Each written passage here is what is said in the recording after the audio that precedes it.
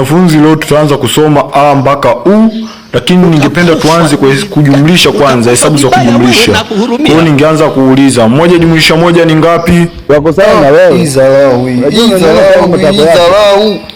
Yaani kwa hesabu A, E, I, O, U. Moja jumlisha moja mbili mwanangu. Makoko hiyo unaonaje mwanangu makoko? Izalau tuchukuliaje mwanangu makoko? Oya mwanangu Rashidi usiogope, yenye nimeshashtukia yenye zalau mwanangu Rashidi. Mimi mwenyewe nimeshashtukia zalau. Hapa hamna kukubali, leo tunampiga mwalimu. Yaani tuombe tu hesabu moja jumlisha moja.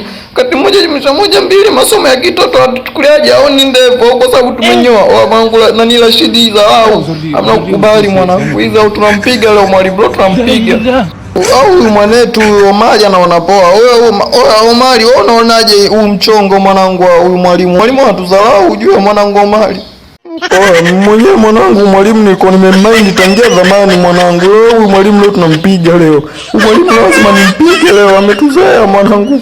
Ametuzoea sana mwanangu Rashidi. Mwalimu lazima leo tumpige mwanangu. Ametuzoea sana kaka. Lazima tumpige, tumechoka.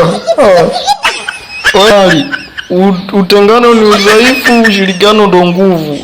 Tutashirikiana. Mwalimu leo tunampiga leo, katuzoea sana. Anatuambiaje eti moja jumlisha moja mbili jumlisha moja jumlisha moja si mbili. Mwanangu izalau mwanangu. Bwana kasome tu madrasa, sio kusoma shule. Izalau kaka. Baridi kaka, mimi nishaelewa. Oya nyie kina makoko wanafunzi wangu, sina wauliza moja jumlisha moja, tusipoteze muda bwana. Nitatembeza bakora humu ndani.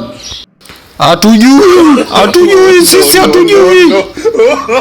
Nani huyo ambaye nimesikia amesema hatujui? Absent. Nani amesema absent huyo? Katoroka, hajaja shule. Anaumwa, amehama shule. Kafungiwa.